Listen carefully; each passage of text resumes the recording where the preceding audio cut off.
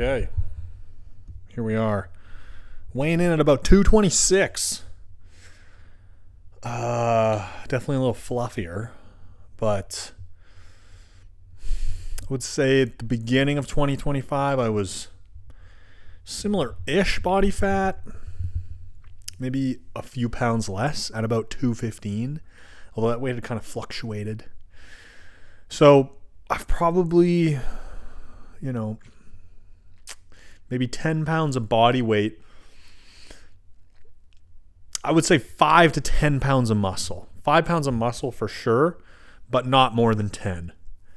Because I was 215, and then I was up to 18, 19, then we were back down to 214 in the fall of 2024, but roughly I would say my body weight was probably about 215-ish, and now I'm 225-ish. Probably a little bit fatter though, I think. So 10 pounds body weight gain-ish. Safe to say 5 pounds of muscle. Ambitious would be 8 or 9. Maybe it's like 7 would be like a fair amount of gain. And we're in the 8th month now. So 7 pounds of muscle in 8 months is great progress, considering I'm just training my arms and my legs as well. And the legs, we haven't showcased them in a while, but I've been making some solid gains. I ran into some back problems. My back was all seized up, and I started getting this issue with my toe. It was all swollen. I couldn't freaking walk anywhere because my lower back was seizing up. Big problem. Derailed the leg training completely. Leg training is already quite limited. But now for the last 3 months, we've been consistent. I don't train psycho to failure to avoid, the seizing up of the back muscles. But I train with enough intensity, and I've been progressing the weight that we're making some gains in the legs. So I'm excited and optimistic that through my modified training methods, I can continue to see some more girth on the down low spindlers, the lower arms, as you will. What the hell are we talking about? Little nugget of wisdom here.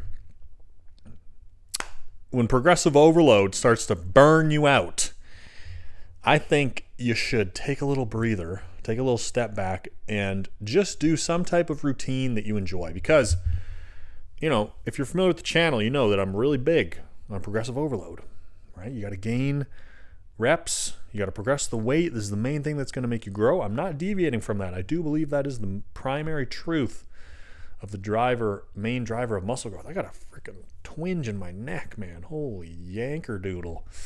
Anyways, stay on task.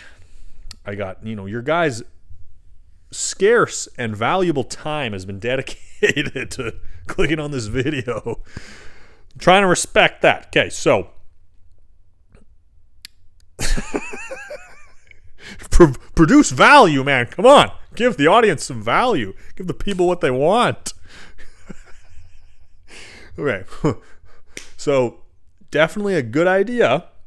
Something that's highly underrated is to structure your training so that you enjoy it. And this is a little example I'm going to provide to myself to hopefully spark something in you as well. So you can take something from it to make your training more potent, enjoyable, and productive so you can get huger than last time. I've been really fixated on progressive overload over the past 3-4 months, and it's been going good. And when you make gains in that department, it's very exciting. An extra rep, a new PR. Oh, the weight's going up, the reps are going up. Kind of becomes like the success of the workout is hinging on your ability to progress the weight.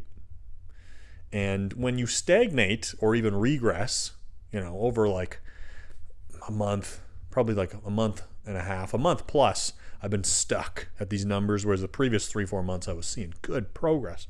And we were gaining size and everything was feeling good. The numbers are going up. A measure of a good workout is whether you get that additional rep, right? You're putting it in your head. You're like, I got 12 last time. I'm going for 13. When you get it, it's such a high.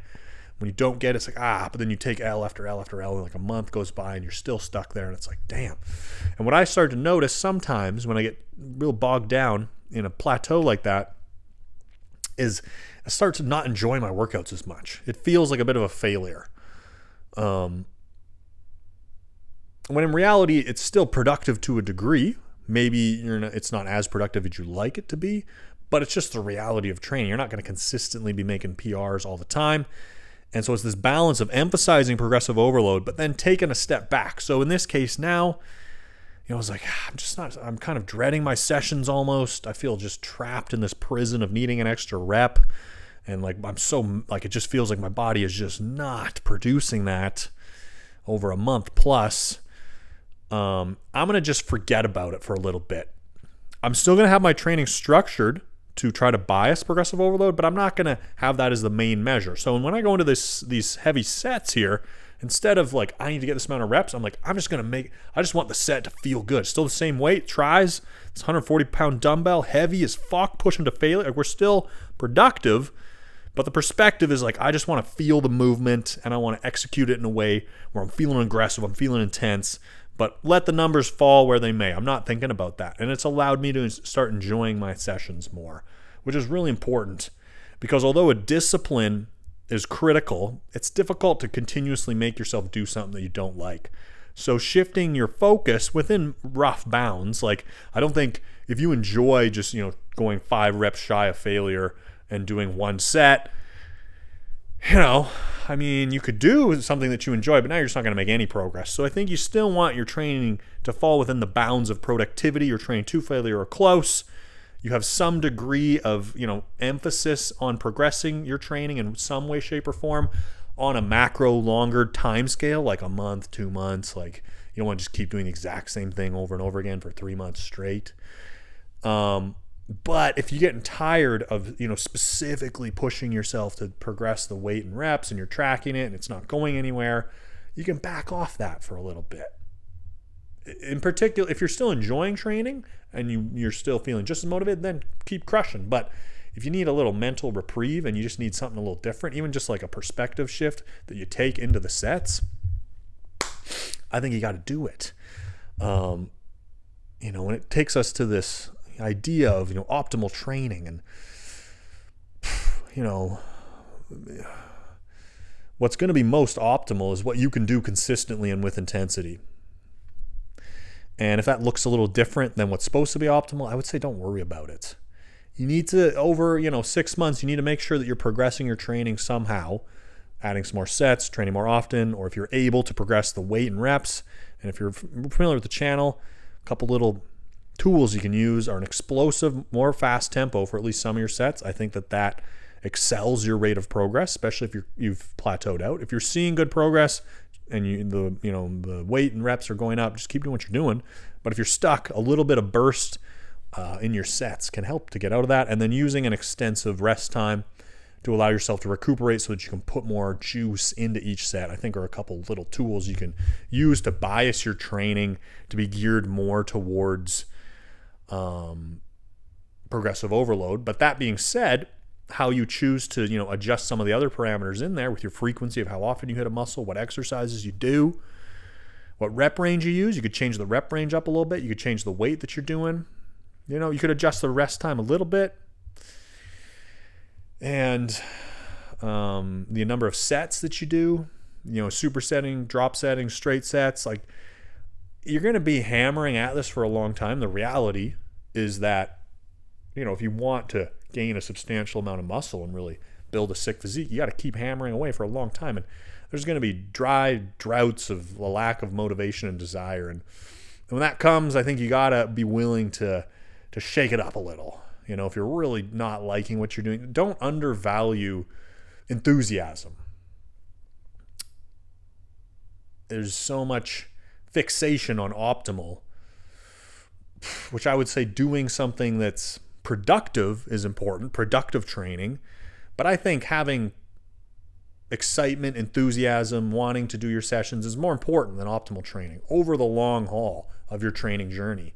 Obviously, when you're getting started out, you don't want to hear that. Nobody wants to hear that. Tell me exactly the best formula of exactly what I need to do. Okay, I get it. But, 5 years, if you want to have a, sick physique, you got to do this for 5 years straight or consistently.